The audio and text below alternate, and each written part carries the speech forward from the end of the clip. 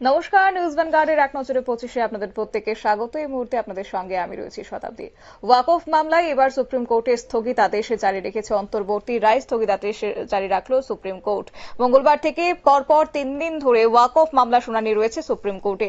মামলাকারী পক্ষ থেকে এবং কেন্দ্রের বক্তব্য শুনেছে শীর্ষ আদালতের প্রধান বিচারপতির বেঞ্চ। বৃহস্পতিবারের শুনানি শেষে অন্তর্বর্তী রায়দান স্থগিত রাখা হয়েছে।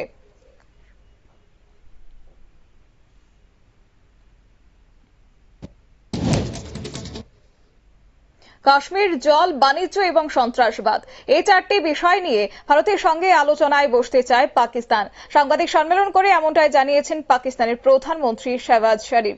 ইংল্যান্ডে বসে ভারতকে আলোচনার প্রস্তাব দিয়েছেন শেহবাজ। জম্মু ও কাশ্মীরে অপারেশন ত্রাসিতে এবার কিস্তিওয়াড়া জেলায় সিংপোরা এলাকায় সেনাবাহিনীর অভিযানে নিকেশ হয়েছে 2 জঙ্গি।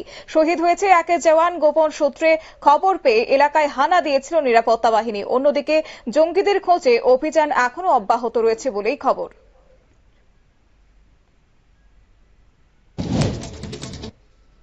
জম্মু ও কাশ্মীরের বর্তমান পরিস্থিতি নিয়ে সেখানকার মুখ্যমন্ত্রী ওমর আবদুল্লাহর সঙ্গে বৈঠক করল তৃণমূলের 5 সদস্যদের প্রতিনিধি দল।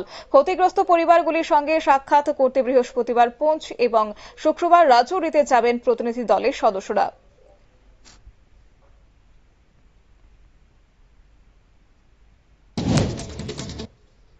আগামী ডিসেম্বর মাসে বাংলাদেশে জাতীয় নির্বাচন করার দাবি তুললেন বাংলাদেশের সেনাপ্রধান জেনারেল ওয়াকার উজ্জামান।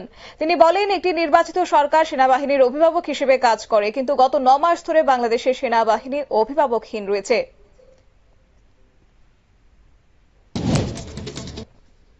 পাকিস্তানের বন্ধু তুরস্ককে কড়া বার্তা দিল এবার বিদেশ মন্ত্রক। তুরস্ক পাকিস্তানকে সন্ত্রাসবাদে মদদ দেওয়া বন্ধ করতে বলবে এই আশা রাখে নয়াদিল্লি, এবং একই সঙ্গে তুরস্কের সংস্থা সেলেবির অনুমতি বাতিল নিয়েও অবস্থান স্পষ্ট করে দিয়েছে বিদেশ মন্ত্রকের মুখপাত্র রণধীর জেসওয়াল।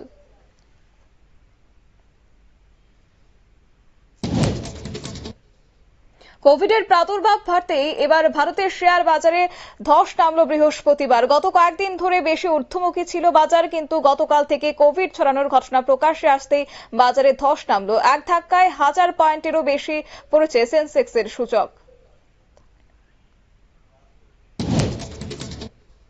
তামিলনাড়ু সরকারের করা মামলায় ইতিমধ্যেই ইডিকে আবার তিরস্কার করল সুপ্রিম কোর্ট। আদালতের পর্যবেক্ষণ, ইডি সংবিধানের তোয়াক্কা করছে না। প্রধান বিচারপতি বি.আর. গাভাইয়ের পর্যবেক্ষণ, একটি সরকারি সংস্থার বিরুদ্ধে পদক্ষেপ করা মানে সংবিধান এবং যুক্তরাষ্ট্রীয় কাঠামোর তোয়াক্কা না করা।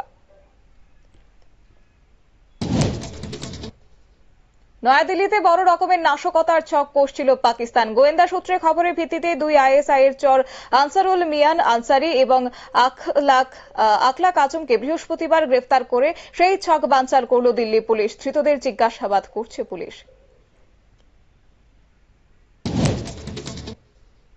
কেন্দ্রীয় সরকারের আবাসন প্রকল্পে এবার কেন্দ্রীয় সরকারের বিশেষভাবে সক্ষমদের জন্য 4% সংরক্ষণের কথা ঘোষণা করা হয়েছে। বৃহস্পতিবার একটি বিজ্ঞপ্তি প্রকাশ করে এমনটাই জানিয়েছেন গৃহায়ন এবং নগর বিষয়ক মন্ত্রক। সকলের মধ্যে সমতা বজায় রাখার জন্য সরকারের এই পদক্ষেপ। বর্ষা মৌসুমে নিত্য প্রয়োজনীয় পণ্য সরবরাহ এবং সে সঙ্গে খাদ্য ও জনসংভরণ দপ্তর এক উচ্চ পর্যায়ের বৈঠক অনুষ্ঠিত করেছে বৃহস্পতিবার। পাশাপাশি পণ্য এবং খাদ্য মজুদ রাখতে বৈঠকে বর্ষাকালে বাজার দর নিয়ন্ত্রণ সহ পেট্রোল পণ্য এছাড়াও সরবরাহ নির্বিঘ্ন রাখতে আইওএসএল এর সহ বণিক সংগঠনগুলির সঙ্গে আলোচনা করেছেন মন্ত্রী সুশান্ত চৌধুরী।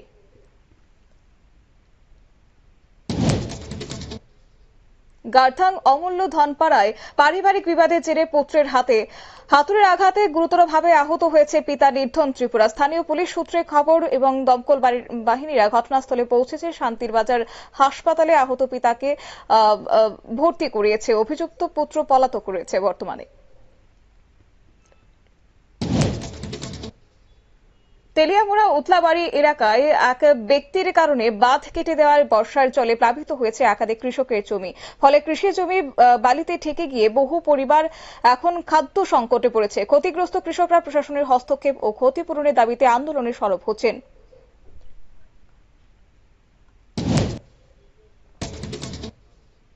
ত্রিপুরা সরকার পরিচালিত আশ্রয় পেনশনার্সের আবাসনে দুর্নীতি ও মানসিক নির্যাতনের অভিযোগ বয়স্ক আবাসিকরা আন্দোলনে নেমেছে। তাদের অভিযোগ, ইনচার্জ ও কর্মীরা খাদ্য ও বাসা ভাড়া নিয়ে অনিয়ম করছেন এবং নিম্নমানের পরিষেবা দিচ্ছেন। ঘটনার তদন্তের দাবি তুলেছেন আবাসিকরা।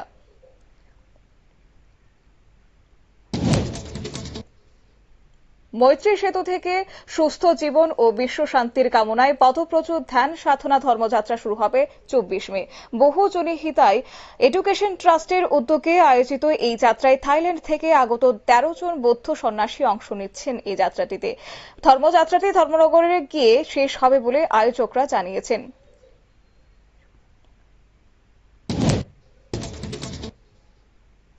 উদয়পুর রমেশ চৌমুহনী এলাকায় রাজীব পেট্রোলিয়ামে টাকা ভর্তি ব্যাগ ছিনতাইয়ের অভিযোগ তুলেছে এবং সেক্ষেত্রে হামলার শিকার হয়েছে এক কর্মী কৃষ্ণ আচার্য। 3 দুষ্কৃতীর মধ্যে অরূপ দেববর্মা এবং অরুণাংশু বসুকে আটক করে স্থানীয়রা। মূল অভিযুক্ত অর্ঘ্যদেব সুর পলাতক রয়েছে।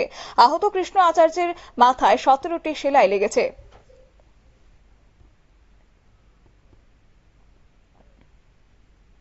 মোহনপুর কৃষ্ণনগর বিউপি এলাকা দিয়ে সীমান্ত পার হওয়ার সময় 7 জন প্রাপ্তবয়স্ক ও 2 জন শিশু সহ মোট 9 জন বাংলাদেশি নাগরিককে আটক করেছে বিএসএফ। আটককৃতদের মধ্যে 3 জন ট্রান্সজেন্ডার রয়েছে। আটক বাংলাদেশি নাগরিকরা সিধাই থানার পুলিশের হাতে তাদেরকে তুলে দিয়েছে বিএসএফ। চম্পকনগর থানায় বরমুড়া হাতাইকতর জাতীয় সড়কের পাশের টিলা কেটে মাটি নিচ্ছে দুর্বৃত্তরা।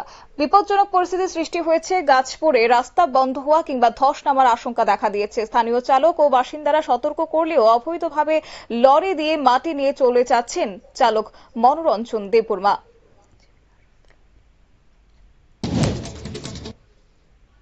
জিবি হাসপাতালে নিউরোসার্জন ডক্টর রেড্ডির গাফিলতিতে মৃত্যু হয়েছে 33 বছরের যুবক প্রসেনজিৎ দেবনাথের। মৃতের বাড়ি জুলাইবাড়ি শান্তিনিকেতন পাড়ায়। পরিবার দাবি করছে ঘটনার নিরপেক্ষ ও দ্রুত বিচার। পরিবার মুখ্যমন্ত্রী মানিক সাহার হস্তক্ষেপের দাবি করেছেন। বিলোনিয়া মিনি স্টেডিয়াম থেকে 6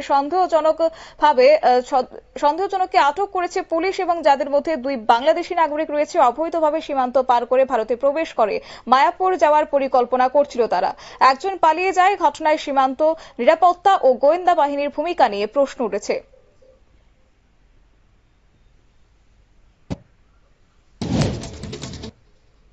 বিশালগড় নৌকাঘাট থেকে পর্যটক আকাশ দাসের মোটর বাইক চুরি হয়ে গেছে, এমনটাই অভিযোগ এবং চুরি নিয়ে থানায় অভিযোগ দায়ের করলেও ওসি সঞ্জিত সেনের কার্যকলাপ নিয়ে প্রশ্ন উঠেছে। আইন শৃঙ্খলা অবনতি ও ওসির বিরুদ্ধে দুর্নীতির অভিযোগে ক্ষুব্ধ স্থানীয়রা।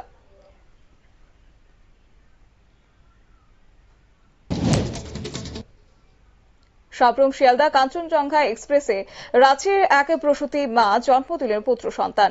ধর্মনগর রেল স্টেশনে পৌঁছতেই জিআরপি তৎপরতায় মা ও শিশুকে উদ্ধার করে চিকিৎসার জন্য হাসপাতালে পাঠানো হয়। বর্তমানে ধর্মনগর জেলা হাসপাতালে দুজনেই সুস্থ রয়েছেন।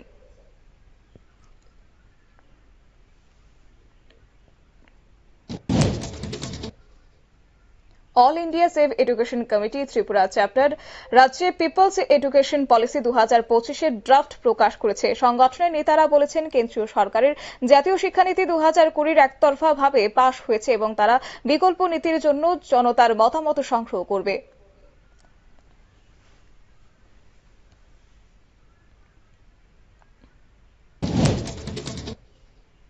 মেলাঘড় থানায় স্বামী, শ্বশুর, শাশুড়ি এবং দেবরের বিরুদ্ধে যৌতুক ও নির্যাতনের অভিযোগ দায়ের করল গৃহবধূ শর্মিষ্ঠা ঋষি দাস। ফেসবুকে পরিচয় থেকে প্রেম ও বিয়ে হলেও বিয়ের পর থেকে চলছিল শারীরিক ও মানসিক নির্যাতন। অত্যাচার সহ্য করতে না পেরে বাড়ি ছেড়ে পালিয়ে এসেছিল গৃহবধূ শর্মিষ্ঠা ঋষি দাস।